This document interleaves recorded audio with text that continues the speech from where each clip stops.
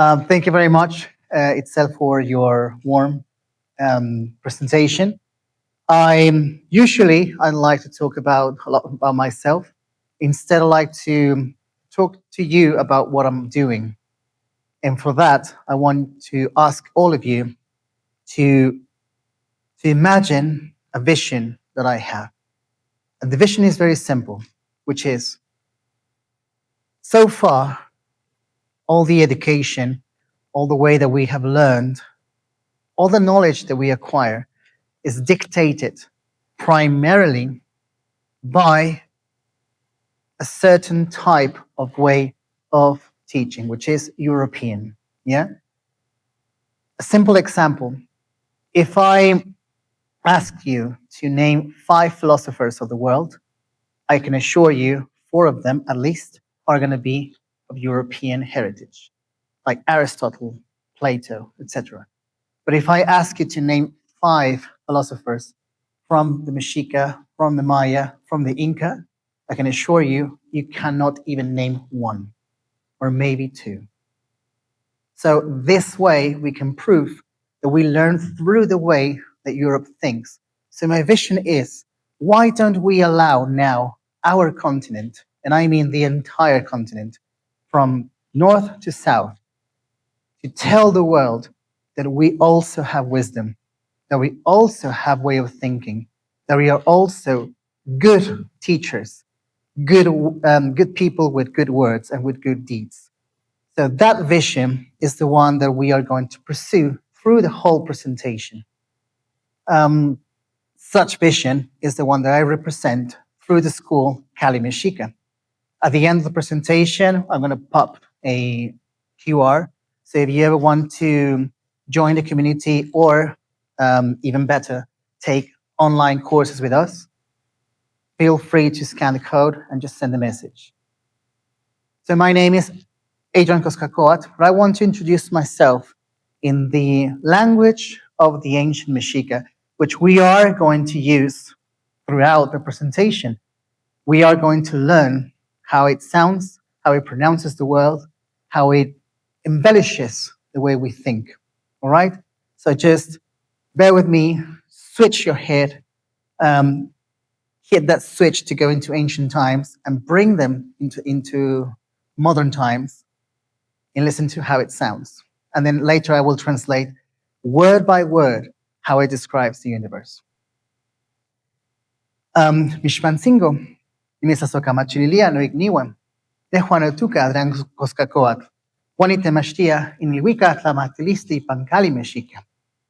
Ashan tonale ticate ompa tonalpowalitzin impa El Paso, Texas.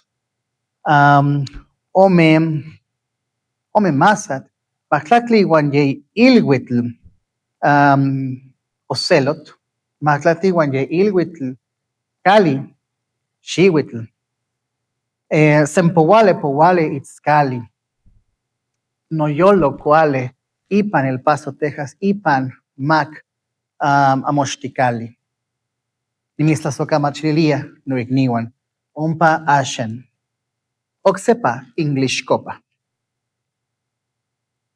I will translate word by word, which is, I ask permission to be heard.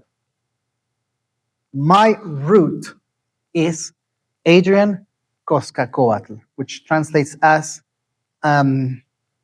color snaked. I feel very warm and happy to see my brothers and sisters here. I am a provoker of knowledge, which teaches the observation of the stars.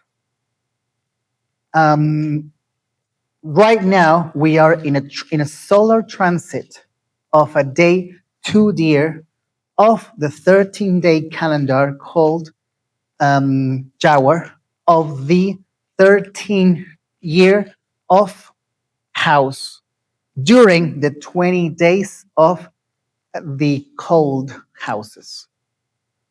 I feel that my heart pulsates very radiant, and I feel connected to your eyes and to your heart, my dear brothers and sisters. That's how it translates, word by word. So if you see, it's very, very reverential, very honorable, and very caring of how we feel, how we connect. So I want to take a journey, and please do take this journey with me.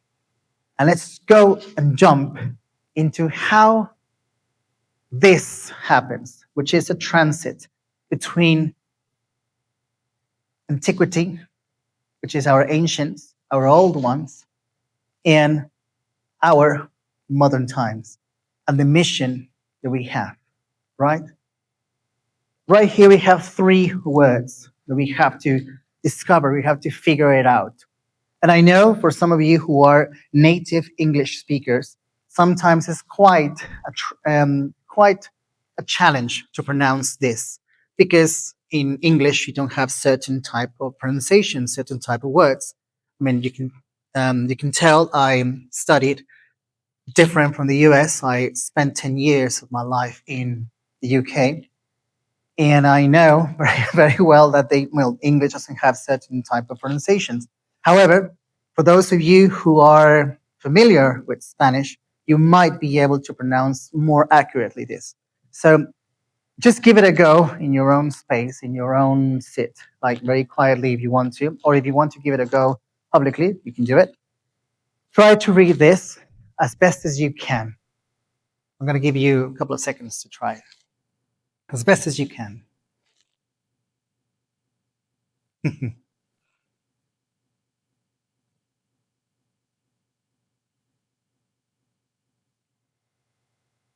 All right. Now let's break it down. The first thing that you see here, yeah, hio, hio, ends with a T and then a termination Z, or an N word sin.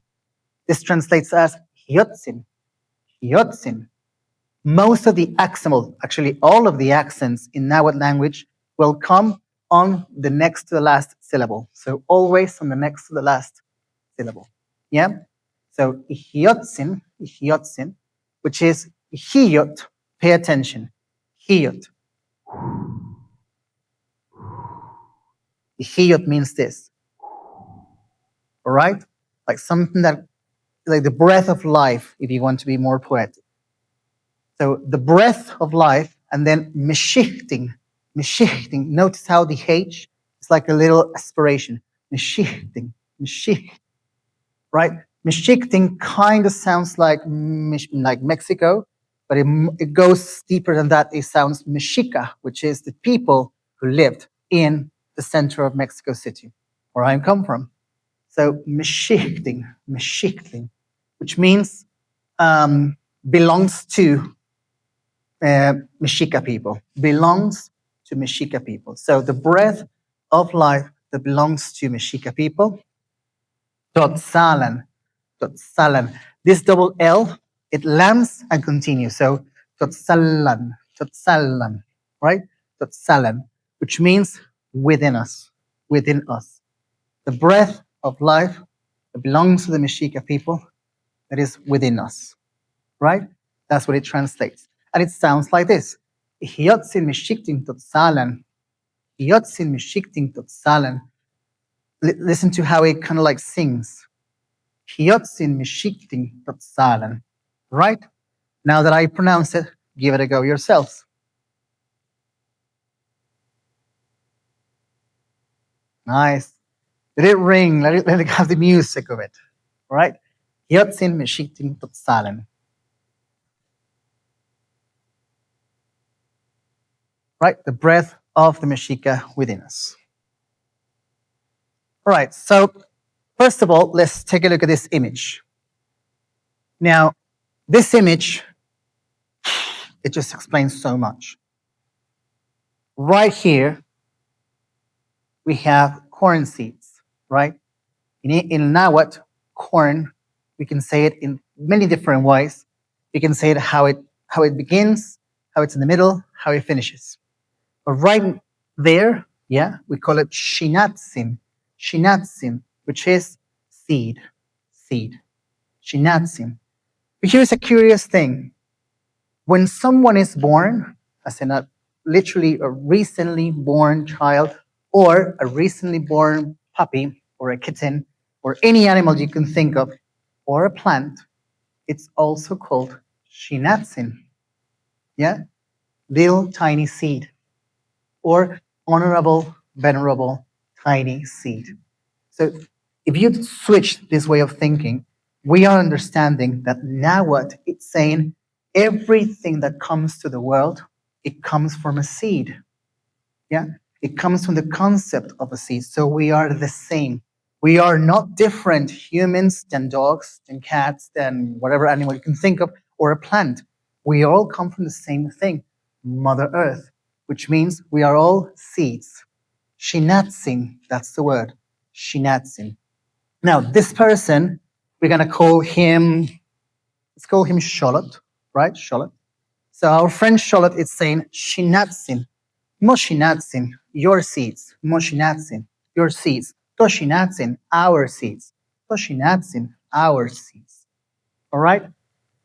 This is going to help us to understand how we come from the cosmos to our heart, because that's the essence of Mexica Cosmogony.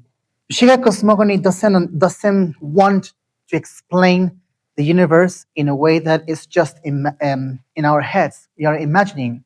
For instance, let's go to Hellenic um, cosmovision, right? Hellenic cosmovision. They say there is an Olympus, right? And such Olympus is on a big, tall mountain, which, by the way, I've seen it in my years, in my path of life. And in that mountain, there lives certain very powerful beings, but no one has seen them, right? Everything is on our imagination, which means that for my friend here, Zeus can be in a certain way. For our friend over there, Apollo, it's in a different way than his own conception. So every single conception is different, is completely and entirely subjective. For Mexica Cosmogony, that doesn't happen, right? Because we all can see what's going on. We're going to develop that more into our presentation, but I want you to keep in mind the difference between Hellenic, or let's say early European way of thinking, and very early a Native American way of thinking. All right? So the first thing we have to do is we have to put ourselves not in this position, but in this one. Yeah? Because most of the time we try to understand such complex concepts or history, normally we go this way, right? We think, oh, we are so wise, we can understand this. But actually, we have to think this way. We have to ask questions. So, this girl, right at the edge of Texcoco Lake. On the background, you have Mexico Tenochtitlan, the great city of the Mexica. This girl is looking at her grandmother, and her grandmother is about to tell her something. It's about to tell her a story. This girl is very curious of how we come to the world. Our grandmother, our very old grandmother, she says the following phrase. Citlalancopa Tlachia. Anyone here is named Citlali? Or have you heard someone named Citlali? Yeah, just raise your hand. If you, many of you, right? Look at that. All right. So Citlali, can anyone tell me what the word in Nahuatl means? Again? Star, estrella. But let's just break down the word star, right? Because if we say star, then it's a whole concept. Citlali, pay attention. If we break down the words, just Citlali, no Citlalancopa, just Citlali, listen. Si, or se, first. Tlali, earth, as in planet or star. First planets. And that's, we call it, because when we arrive to the world, when we see the world, they are already there. Yeah? So that's why it's called Citlali. It's describing that they are older than myself. Makes sense now, right? So it's a description. Now what always describes never conceptualizes. It has to describe something, right? So Citlalancopa, it's describing something. Pay attention. Instead of pay attention, I'm going to say Shimoketsa no nakas. Pay attention. Shimoketsa no nakas. So point your ears to me. That's what it says. Point your ears to me. And it's really curious because animals, when you do this, they point the ears. So in Nahuatl, when we say pay attention, we say Shimoketsa no nakas. Point your ears, right? So point your ears. English Copa. Hi, my name is Adrian. English Copa. Hi, my name is Adrian. Castellano Copa. Hola, mi nombre es español. Hola, mi nombre es español. Náhuatl Copa. Nehuanotuca, Adrián Koskakoatl. Nehuanotuca, Adrián Koskakoatl. Tlenki tusneke, Copa. What does it mean, Copa? Can anyone tell me? Or again. Louder, please. It could be language. However, language is a concept. So again, you have to describe. Now what has to describe? What is language? Ask yourself that. Very good. So tlachtoli, word. Very good. Tlachtoli, word. Remember, if you place a concept, now what will ask you, what is it? Describe it to me. But when you say speak, then it's an action. I can understand. Speaking, words, correct. However, it's slightly more than that. So again, English Copa. Hello, my name is Adrian. Spanish Copa. Hola, mi nombre es Adrián. Nahuatl Copa. Kentika. Kentika. So, what is Copa? Sound, yeah. It's something like this. Notice how I switch from languages, but I keep the Copa. So English Copa, hello, how are you? Spanish Copa, hola, ¿cómo estás? It means someone who thinks like that. So for instance, if I speak English Copa, I say that person says words from English. Yeah? Spanish Copa, that person says words from Spanish. Nahuatl Copa, that person says words from Nahuatl. So if I say Citlali, which means star, Copa, what am I saying? Again? Yeah, very good. Speaks from the stars, or sees from the stars, or pronounces words from the stars. And then Titlachia, which is the word see, like seeing. So in other words, we are saying see from the language of stars. See from the view of the stars. But if you want to switch it more into English, speak from the perspective of stars. Yeah, that will be the translation. Great. So that's what this Nanansin, it's telling that Pipilsin, Citlalancopa titlachia Pipilsin, see from the language of stars. Okay. Now, what does that mean, by the way? See as stars do. That's another way to say it. What do you think, anyone here, if you want to participate? I'm very interactive, so please try to participate. You can raise your hand. What do you think that means? Anyone? Yes, go for it.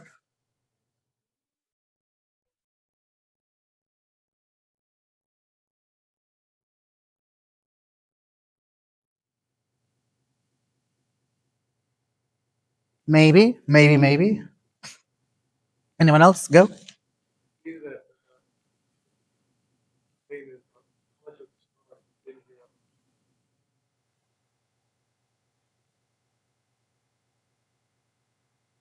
All right, yeah, it's slightly more into this area, which is think as stars do, which means they are older than us. If we want to be more simple, is how do stars see? How do stars see us? They see us as we are, and we see stars as they are. How do stars see plants? Plants they see as stars see. There was everything everything, it's very universal. We all of us, we see as stars because stars see us exactly the same way. We don't need divine or sacred things. We just have to see as stars. All right. So um, to perceive our stars too, we have to think how old, how ancient, how very, very, very old stars can go, how wewe they are. And they go back into one concept, theod.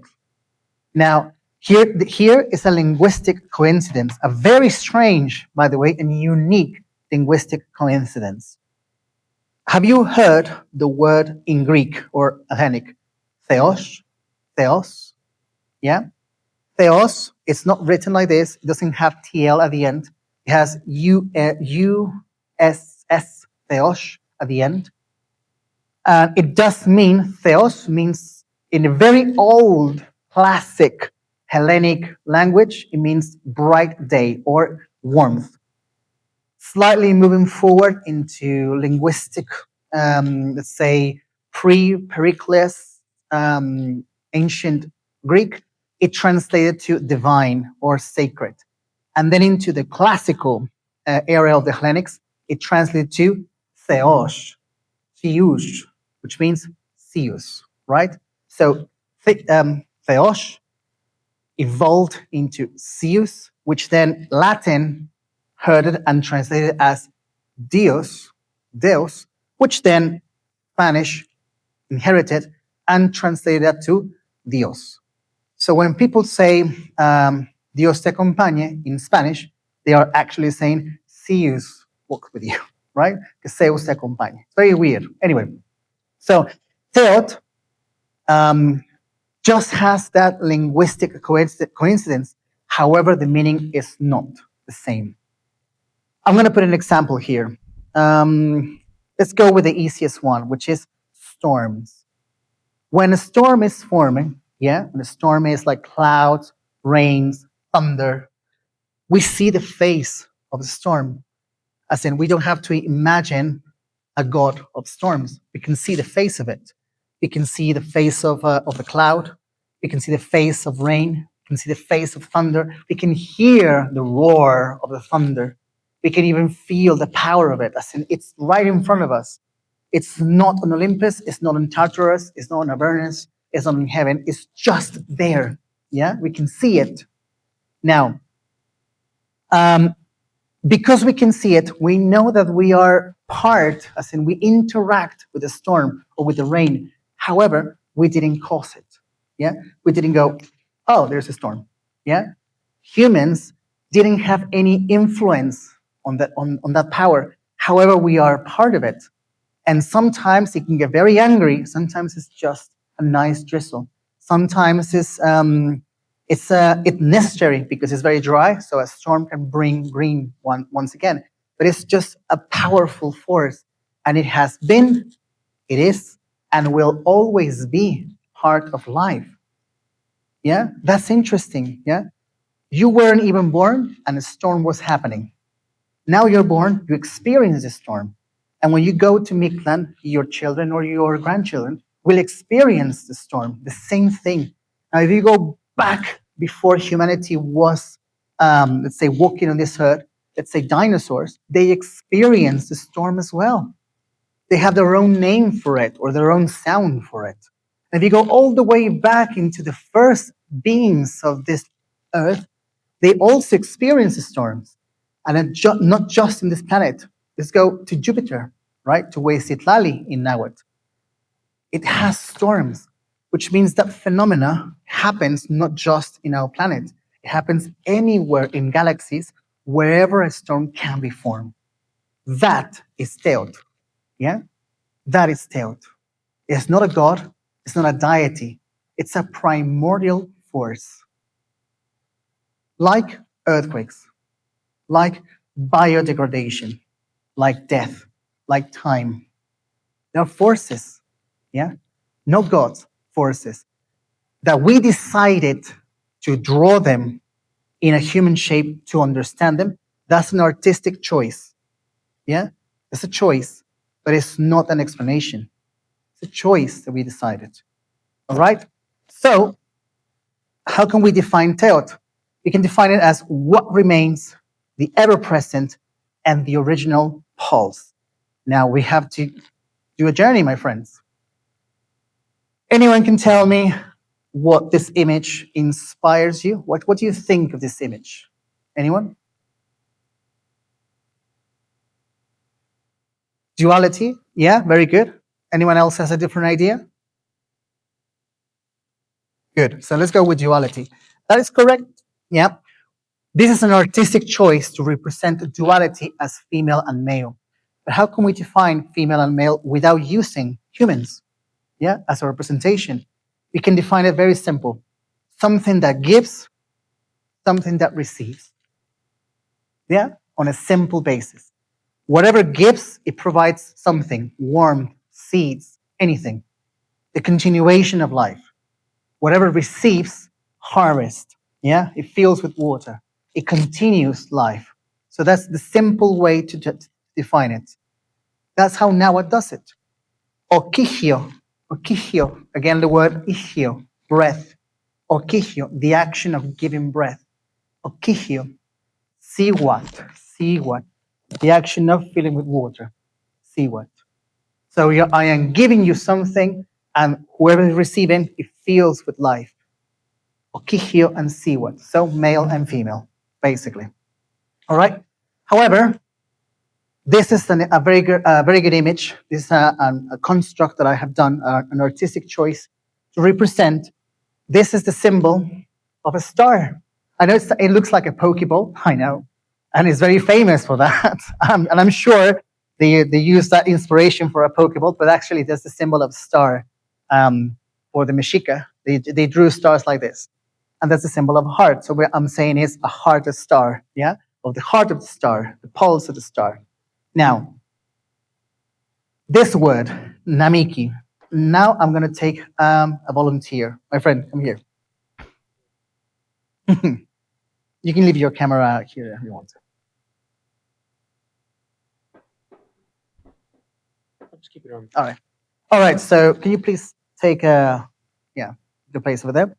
And I'm going to need another volunteer. So if you want to help me right in the corner, thank you.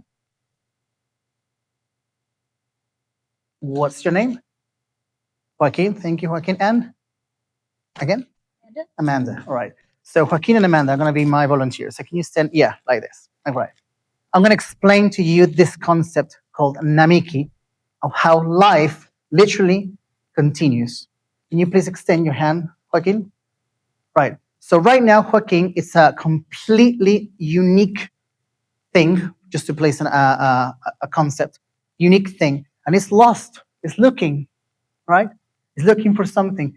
If Joaquin doesn't find a complement, Joaquin will not continue life. It will get lost forever, and the essence of Joaquin will be gone. Right? Let's say Joaquin represents the initial part of a star. In other words, Okihio, who gives something. So you keep looking, you keep doing this. And Amanda over here, right, it's waiting to be found. So extend your hand. It's waiting to be found, right? They can wait for millions of years if it's necessary, but it has to wait. It has to wait. So when Joaquin, come here, finds Amanda and they join hands, yeah, that event, that exact event, it's called Namiki. Namiki. They found each other. They found each other. Now think about this. How does life work? It works like this. Yeah? We all find something. A simple example. When you are hungry, what do you need? To eat. So hungry means Joaquin. Food means Amanda. And when you find each other, you do namiki, right? You eat and then you continue life and so on and so on. When you are in the need to go to the toilet and you find a toilet, namiki, right?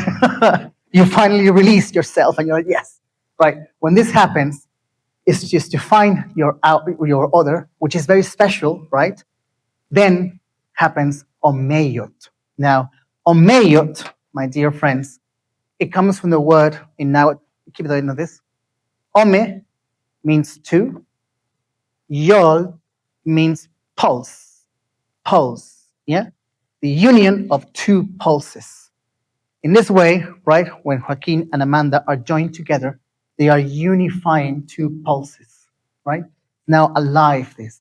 And this becomes a brand new Namiki. So now they are together are trying to find something new. And maybe it's myself, right? So come here.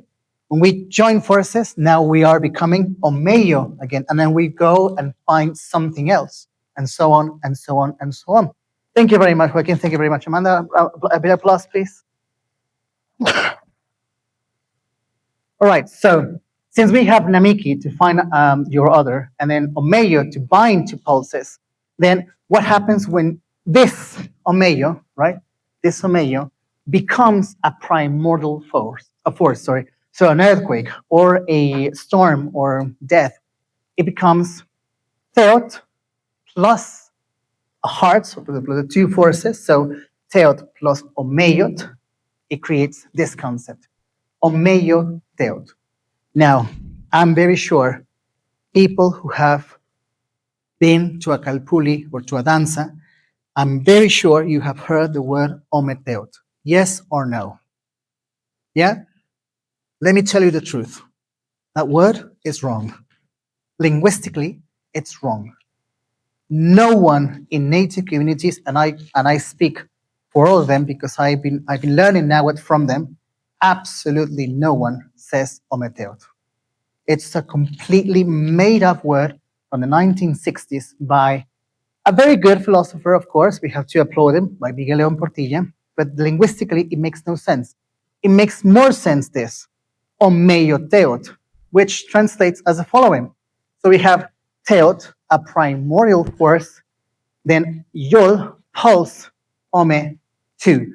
The unifying or the binding of two primordial forces. In order to be death, what needs to be happening before it? Life. So that's it. The union of two things. Yeah? As simple as that. In order to be time, must be distance or space. The union of two things.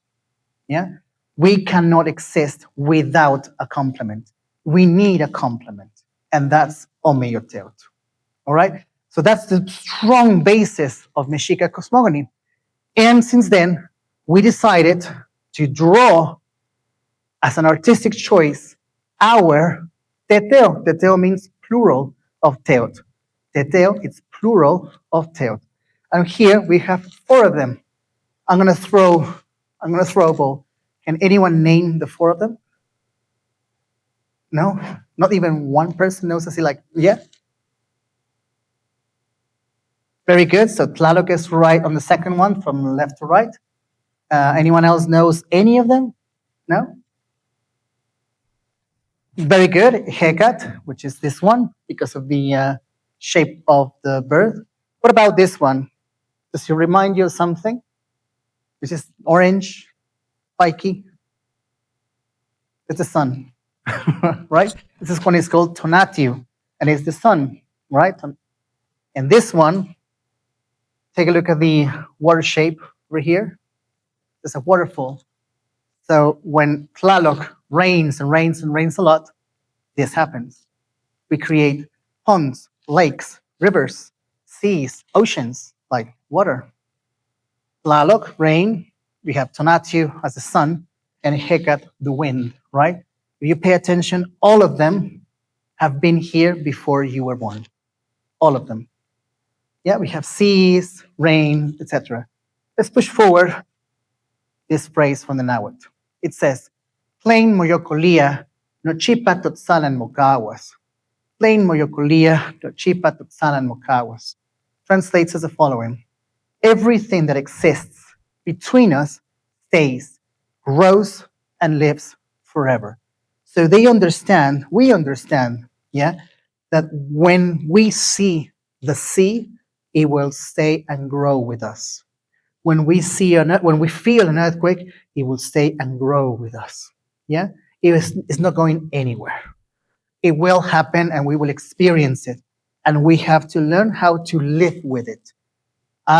This is my first time in El Paso, so I'm very unfamiliar with what kind of natural things you have here. But I can assure you, one of them is dry. I'm saying it's very dry, this land. So, Tonatiuh, this one, the sun, yeah, sun stays, grows, and lives forever with you. So it will be very dry no matter what you do. Yeah, it will always be dry. Seasons that is dry. I'm just throwing an assumption because it's my first time. So, all right. So here we have a Mexica family, and they are looking at this beautiful lightning. Now, please, all of you, I know it's very dark, but extend your hand and look at your veins in your wrist. Yeah? And you see, some of you are going to see them better than other ones. And you see how your veins kind of resembles how Tlaloc manifests as a thunder. Yeah? What other things Tlaloc or the thunder looks like that also it's very similar, apart from your veins?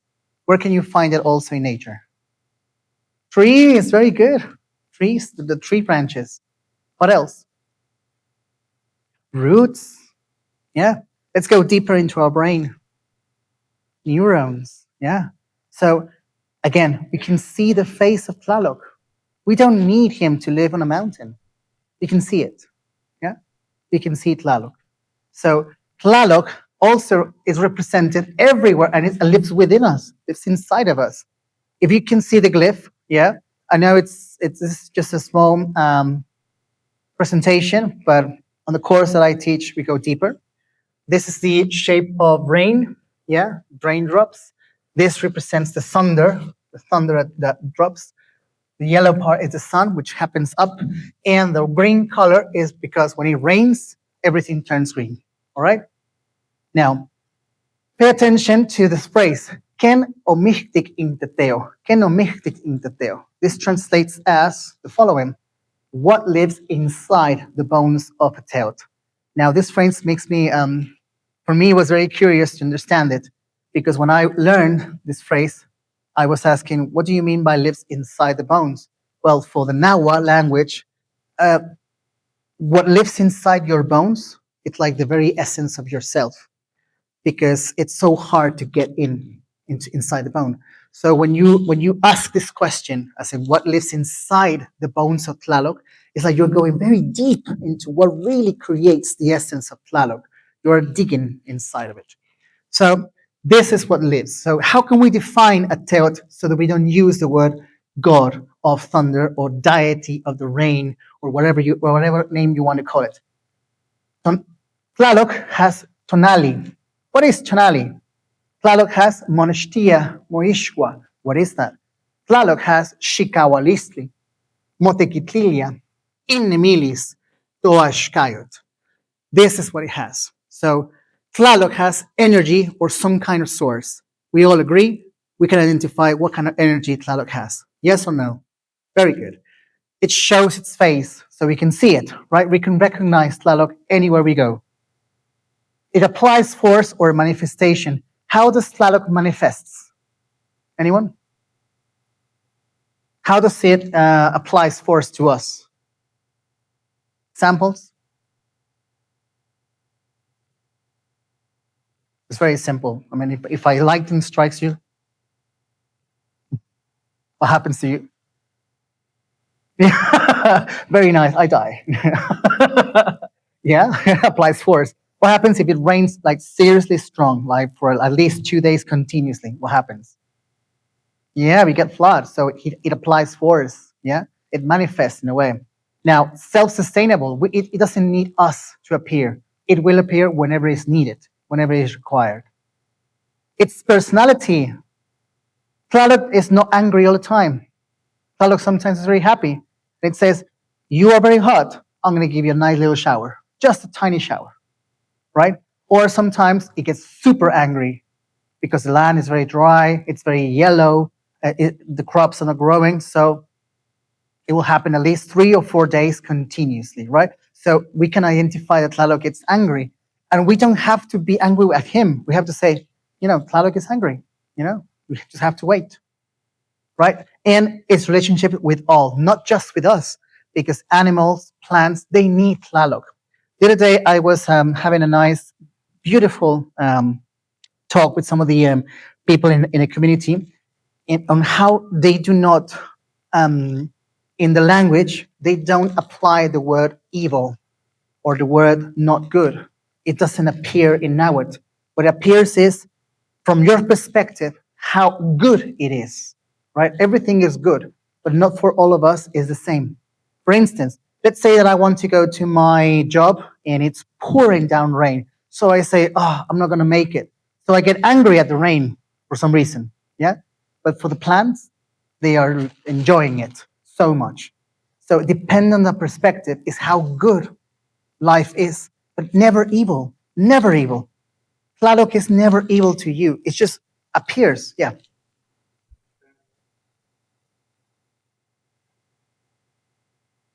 Yeah, exactly. Yeah, if you want to be more religious, it's saying like there isn't something like a devil or a demon who plays tricks on you.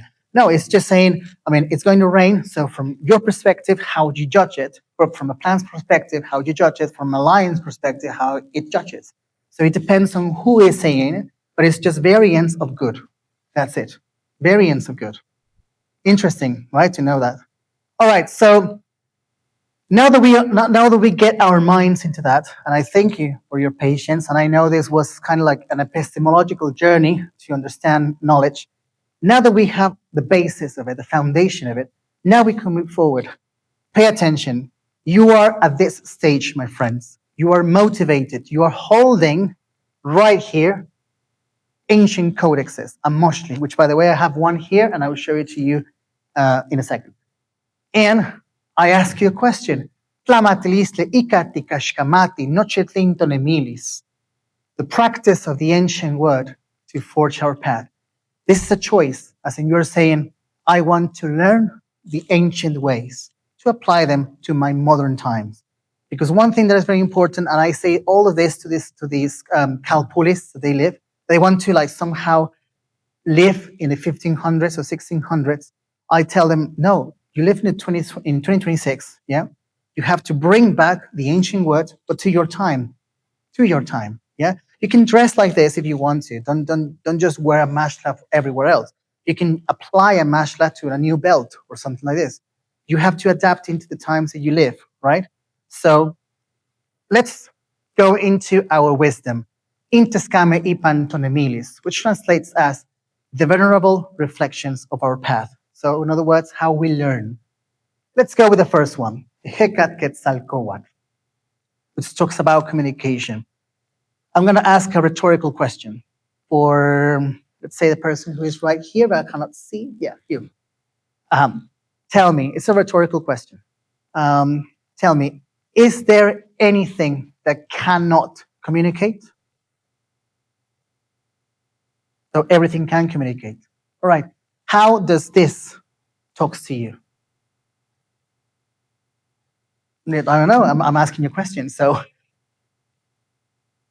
very good. Yeah. And also talks to you as the shape, temperature, how it feels, and how it talks to the presentation. Very good. So let's go more poetic. How does the sea talk to you, my friend? Yeah. How does the sea or the ocean talks to you? How it communicates to you?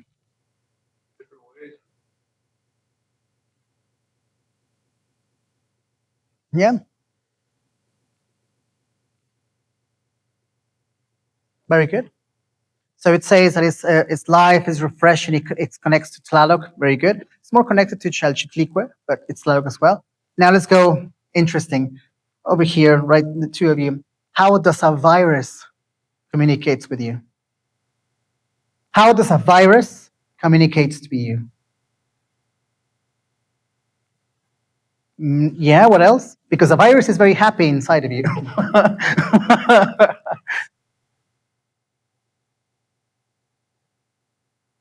Yeah, that's you talking to the virus, but the virus is actually enjoying the time inside of you.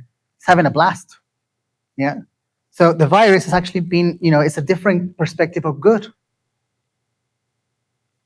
Yeah, very good. Exactly. So now you see, you turn the tables around. Now you're thinking the perspective of a virus.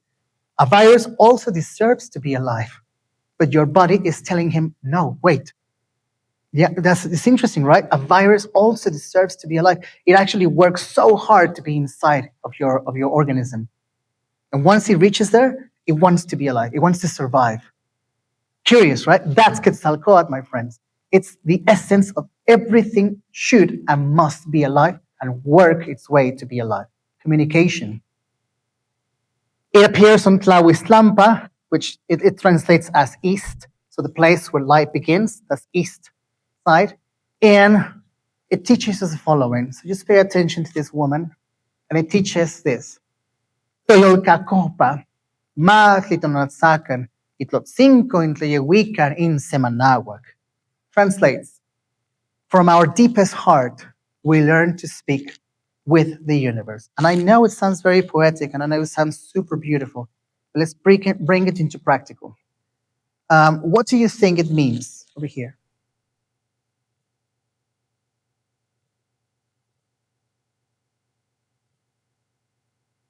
Uh-huh. Okay, so she says it means more listening than assuming. Good. Listening to what? Very good. Very good at sound of creation. Remain with me. When was the last time you spoke to the sun? Actually speak to the sun. Very good. That's the one. So from our deepest heart, we learn to speak with the universe. The sun wants to talk to you, but most of us, we ignore it. We have to talk to the sun. Some of us, we speak to the wind. Some of us speak to a plant. And I know there are people who actually talk to plants and the plants talk back. Like they release the smell or the flowers, right? Or the water. If you actually go to a river or to the ocean or to the sea, some people actually, ask permission or talk to the sea. Now, how do we talk to death? Because it's part of the universe. Very good. Let's say that you are eating an apple and you you finish it. Literally, you killed the apple. So how do you talk to the apple? It's very curious, right? We never talk to it. We talk to our dear ones and we accept it. But what about the things that they feed us, like a burger, right? A chicken burger. We think it. Yeah, that's good. Exactly. And how do we think it? Because some people they like to say, "Thank you very much, Mother Earth, for the food, etc." And then you eat it. But there's a more practical way to do it, and this is the way that the Nahuatl people do it. If I serve you an animal, yeah, finish it, every piece of it, because that animal died for you, sacrificed for you. So if you leave a piece and you throw it into the garbage or rubbish, think what you're doing there. You're wasting a life because it's not helping you. You're wasting it. So what they do is that when they, for example, they need to eat a chicken or a turkey, you have to finish everything. I mean, use the bones for something, for sewing, for creating some kind of tool, the feathers for pillows or for decorations like this one. So you have to use the entirety of it.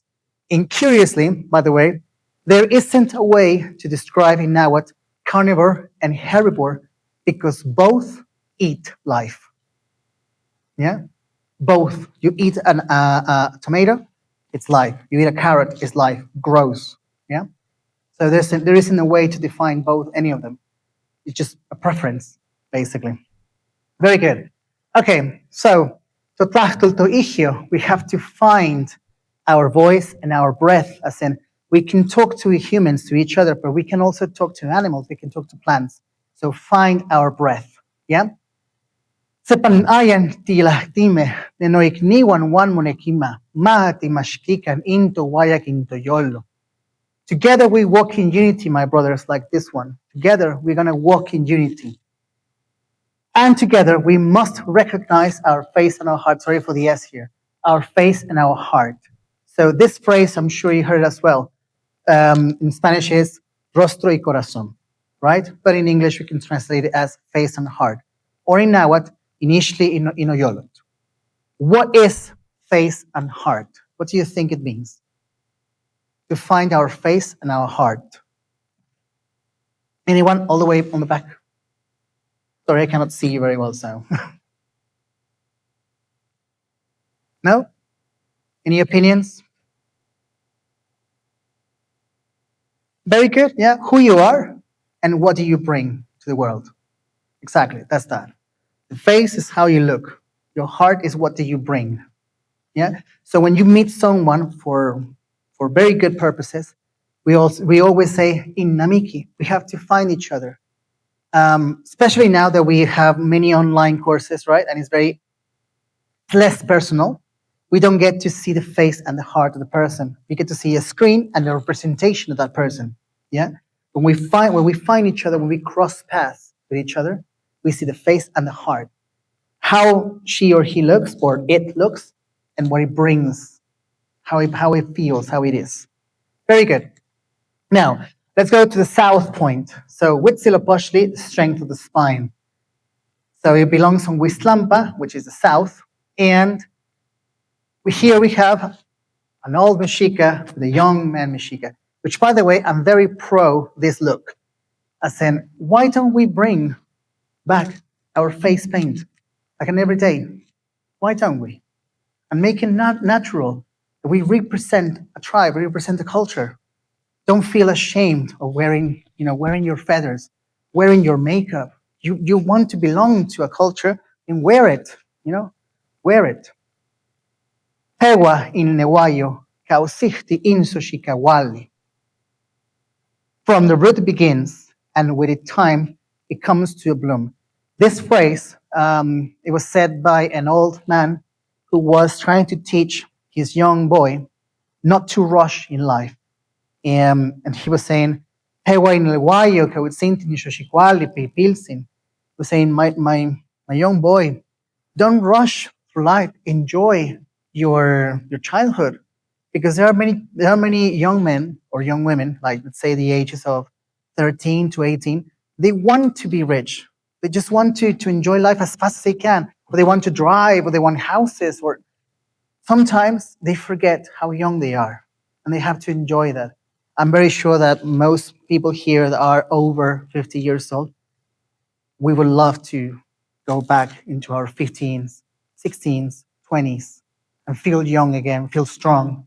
Don't feel very careful when we go downstairs, be very young, because that's because we have to enjoy each time of our lives. And this is where this codex comes from. Here we have the father figure. This is a father image. And here we have two young people, two young guys. This one is around the age of 13, maybe towards 15. So it goes to, no, sorry, this one is a young one. This one is a young one.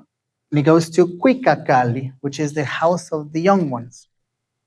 And this one is around probably the age of 23, 26. And it goes to Calmeccac, different kind of school. But pay attention how here, new image appears, different from the father. We learn on the very early stages of our lives from our immediate fathers or mothers. They are our first teachers. Or grandmothers, right? They become our first teachers. But once we are enough, like let's say 13 to 26, right, we are slightly more independent, something happens.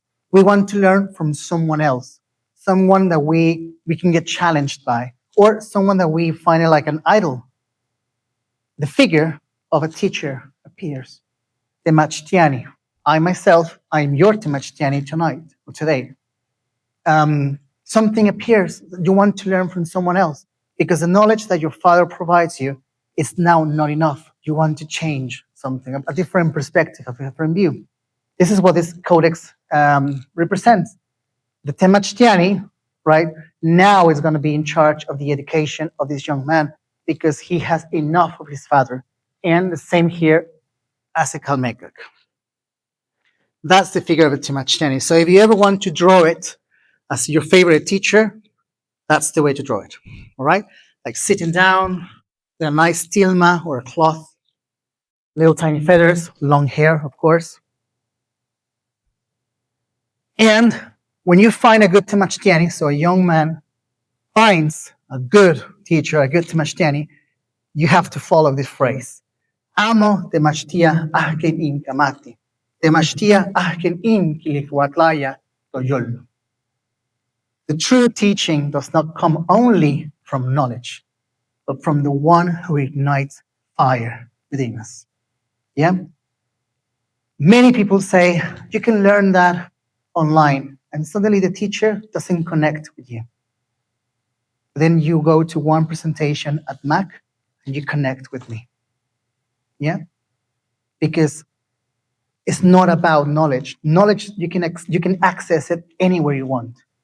It's about that person who ignites a flame in you and pushes you to go forward and say, open your mind. There is something here that you can access. Yeah? That's a good teacher. That's a good Tamashtani. And myself, at least, I try to live by that teaching for the Nawa people. Whenever I teach something, whenever I show people what I know, I try to make it as passionate as I can so I can ignite a flame in your heart. At least something. In Nahuatl we say, in Hekatlin Moshinashwia, plant a seed in your head. Yeah? Plant a seed in your head. And it's up to you to get some water on it or take care of it. Right? Okay, so let's go to Xipetotec now, this beautiful image of this Nanansin, this old grandmother outside at the Mascali, clear in her life. It goes from the west, Cihuatlampa. Now please, Cihuatlampa does not mean the rumbo de las mujeres. It doesn't mean that. It means the direction of the feminine in general, Because if we say direction of women, we are only saying of humans, human women. No, it's female in every essence. Water can be male and female. All right, so there's a difference here from the past that we have seen. This is slightly more caring, slightly more connected. It's a long phrase, by the way, this was said by a very old woman. It was very funny in the personality. His heart was very funny. She said, Tinopipilsin shik motla machtli, totlanansin yeguatsin monansin, moitz moyolkolihli, kimo kiliskalilia, moyolo mitzte moyinamalilia, yeguatsin mitz moyololihli. You, my little seed, take care of our venerable Mother Earth. She is your only mother. She has given you life and strength to your heart, keeps your pulse moving, and offers you a path to follow. Let me tell you an anecdote that will place this phrase more clearly. I witnessed when a young girl, 13 years old around, in this kind of ceremony, which is called the ceremony of the moon. And this happens when the girl gets his first period. It connects with the cycle of the moon, right? With the cycle of menstruation, basically. But the whole ceremony, it wasn't to feel her ashamed. It was to remind her that mom and dad, they are the ones who brought her into this earth. They are the ones who care for her. They are the ones who guide her. But they are not mom and dad. Mom and dad, or the great old ones, are Mother Earth and Father Sun. Yeah. Now she goes back to the original parents. It's saying like, I, the Father, I am your greatest support, and I'll protect you as best as I can. But now you have to walk your path, my dear girl. You have to allow yourself to go back to Mother Earth and allow her to show you a path to walk. And the mother goes, I will be your greatest support. I will be the one who you can always come back and cry in your shoulder. But now the sun, which is your greatest father, will have to shine for you every day. Yeah? That, for me, was incredibly powerful.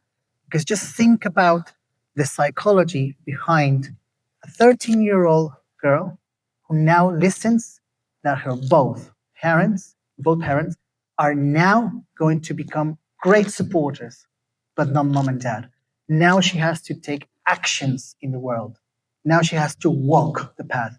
And of course, have her sister, the moon, guiding her through 52 years, yeah, of different emotional cycles, etc. And of course, the fertile cycle until the 52, 55 years, right? Super interesting. What do you think about this?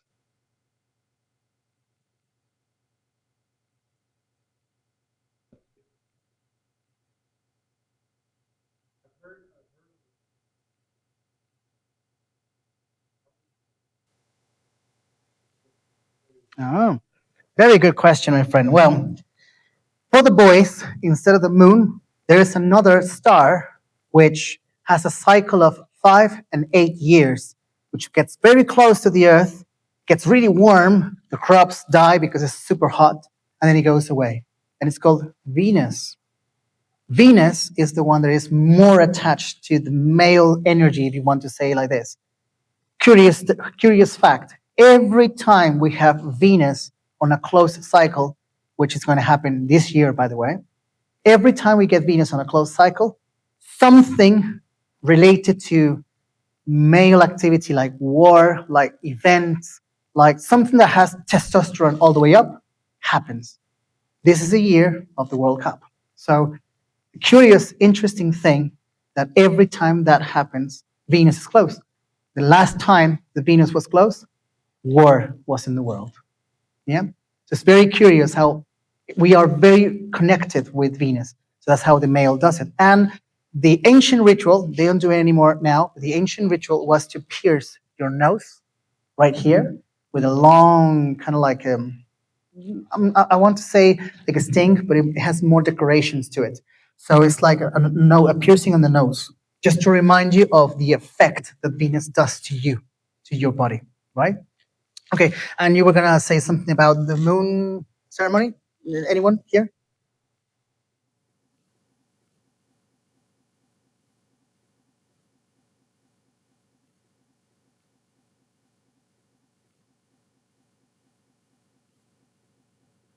Yeah, very good. Yeah, it's so important to allow them to leave the nest, right? I mean, for, at least for me, for my father and my mother, they really push me to leave the nest as fast as they can and to just be independent. Because one thing that I believe that is very important for young ones is to make mistakes. My grandfather used to say, make as many mistakes as you can when you are young, because when you are older, you can reflect on what have you done and you can advise on how or what not to do. But when we are young, you're allowed to make mistakes. It's part of life. It really is part of life. All right.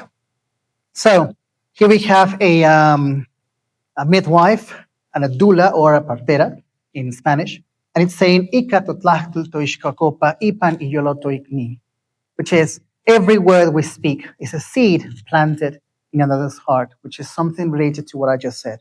So every time we say something, we want to teach something, or we want to say something important. Remember, you are planting a seed in someone's heart. So be careful what you say. Even like bad words, you are planting that seed on someone. You are saying it's okay to say such words, right? And finally, we get to Tezcatlipoca, the smoke in the mirror. Now, this is an obsidian mirror, and it belongs to Mictlampa, which is the north. That's where the sun hides. And we have this phrase, Nochetlin toteshmokawa ishlamishmihtog, one tlami. I believe this is one of the most beautiful phrases I ever learned from Nahuatl, which is, with each passing day, we are losing our faith. Just imagine that you are with like me, you are sitting with like the elders of the native community, and whenever the sun goes away and it becomes dark, they say, okay, that's it. We're going to lose our face. So tomorrow we're going to look different. That's how they explain going old. Every day that passes, the sun takes away your face, right? And it brings you the face, a brand new face every day. So you are losing it, losing it, losing it, until one day you lose your entirety of the face. So that's how we explain going old, you see? Because the concept of old, it's difficult to describe. But if I say to you, every day you're going to lose your face, my friend, you understand what I'm trying to say. Yeah, it's slightly more descriptive, but it makes sense to you. Yeah, it's nice and beautiful. So, of course, one day we're gonna depart from this world. We're gonna transcend. The concept of death for the Nawa, it's very deep. So we will talk about it in another presentation if you invite me again. So I will make sure to prepare something related to Mictlan. But at least let me give you this beautiful phrase, which I think it's very related to Mictlan. And it says, a whole day must come to an end. That's how it goes. Otherwise, we will be doomed to devour one another until nothing remains. Now, this phrase for me was very funny too when I learned it, because it was this really chubby and um, very charismatic woman. It was during the day of the death in Guerrero, and we were just having tamale on her home, and it was like so many of us sitting. It was such a small space, so everyone would just like bump into each other. And so she said, "You know, this is why death happens, right? Because the more we are, the less space is. So one day I have to go, so you have more space to walk around, right? That's how life is. I am here for a while, I enjoy it, but then I have to make space because otherwise it's just we're gonna eat each other. It's just so cramped. If you think like that, it made me reflect, and I, of course, I went more deep into the philosophy of the language and the understanding that we are here only for such a small time, and we have to make the best of that time so that when we live a better world for the one behind us. Yeah. So we might come to the world, we see that it's not very great. Well, I want to make it great because the next person, he's gonna have a bright, a beautiful time, even more than myself. So make sure that you make some space for us in a nice way. All right. All right. And this is the end. Well, the last part of our presentation. This image for me, it represents pretty much everything that we have seen, at least today, which is, the seed that grows and becomes knowledge, which is the same thing that you are doing right now. And I do not mean age, I mean learning. Right now, I hope I planted a seed in your mind. And that seed is right there, right at the bottom. If you keep caring for that seed, if you put some water on it, if you every now and then you check the earth of that seed in your head, it will grow, and it will grow like this with corn and with that spiral which represents wisdom for us. And if I promise you, if you really protect that seed, it will change the way you see the universe. It has done it for me a lot. Um, I can tell you that from the 20 years ago when I began, um, you know, understanding the world through the Mexica eyes, and then taking Nahuatl as a language, being with the community and see how they are and the problems that they face politically, economically, you can name it. But then the surface of everything is just a philosophy of it. It just replenishes your heart because you feel that it's still alive and there's wisdom in this continent. And we can teach the world that here also we have something to share. It's not only Aristotle. Yeah, we have here Nezahualcóyotl, Ixtlilxóchitl, Xocoyotzin. We have so many great thinkers. And, of course, your own grandparents. They are the wise people of your generation. Yeah, my Nahuatl teacher says, "Did you met Cuauhtemoc?" And I said, "No, I don't." Then are you so obsessed with the great Cuauhtemoc if you haven't met him? But you know who you met? Your grandparents. Speak about them. Yeah, they taught you. They were wise as well. All the little phrases, all the little things that they did, you inherited that, and you should honor your immediate ancestors rather than the ones that you never met. You can respect the ones, very old ones, but honor the immediate ones. One day we are going to be all grandparents, and we want to be as well honored on the journey that we did. Yeah? Excellent. So here we have the four directions that we studied, right? And I like always to finish with this phrase. And I think this phrase is beautiful. Cecitlal Sinkipia Ipanicha no Yolotzin. This is the heart of my essence. Translates as this. A star decided to make its home in my heart. So a long time ago, my dear students, a star came all the way to the earth and decided that you were going to be born with a tiny piece of that star.